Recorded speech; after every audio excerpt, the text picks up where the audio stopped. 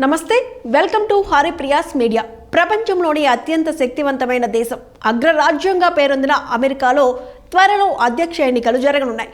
పెన్సిల్వేనియాలో ఓ ఎన్నికల ప్రచార సభలో మాజీ అధ్యక్షుడు డొనాల్డ్ ట్రంప్పై జరిగిన హత్యాయత్నం తర్వాత ఆయన గెలుపు సునాయాసమే అన్న ప్రచారం ప్రపంచవ్యాప్తంగా జరుగుతోంది. నిజానికి గత ఎన్నికల్లోనే గట్టి పోటీ ఇచ్చి త్రుటిలో పరాజయం పాలైన ట్రంప్ ఈ హత్యాయత్నం ఘటనతో సంబంధం లేకుండానే గెలుస్తారన్న ప్రచారం సాగుతోంది. ప్రపంచంలోని అతిపెద్ద ప్రజాస్వామ్య దేశం భారత్లోనూ ట్రంప్పై దాడి ఘటన గురించి విస్తృతంగా చర్చ జరుగుతోంది.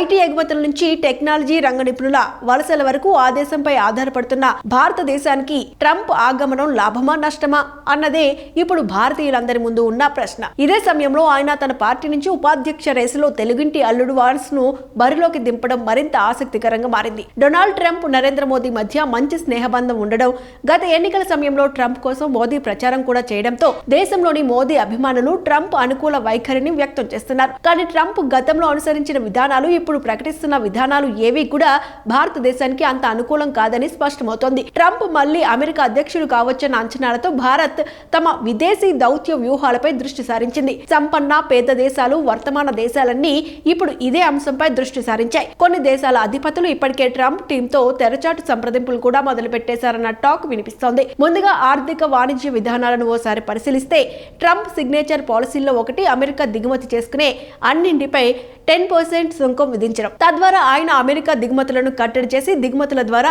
ఆర్థిక వ్యవస్థపై పడుతున్న భారాన్ని తగ్గించాలని చూస్తున్నారు. అంటే యుఎస్ ఆర్థిక వ్యవస్థ చుట్టూ రక్షణ వలయాన్ని సృష్టించడం ఆయన లక్ష్యంగా కనిపిస్తోంది.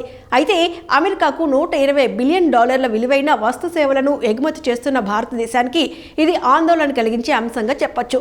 భారతీయ ఎగుమతులు ట్రంప్ పన్నుల సుంకాల కారణంగా దెబ్బతింటాయి. భారత్ యుఎస్ వాణిజ్యాన్ని నెమ్మదించేలా చేస్తాయి. మరోవైపు ట్రంప్ ఆర్థిక సలహాదారుల అభిప్రాయం ప్రకారం భారత ఆర్థిక విధానాలు అత్యంత రక్షణ పూరితం.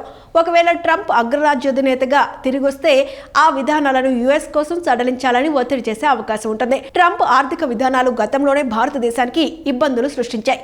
అమెరికాకు కొన్ని దేశాలు ప్రత్యేక పథకం కింద కొన్ని వస్తువులను ఎలాంటి ఇంపోర్ట్ డ్యూటీ లేకుండా ఎగుమతి చేసే అవకాశం ఉండేది. అయితే 2019లో ట్రంప్ ఈ జాబితా నుంచి భారతదేశాన్ని తొలగించారు.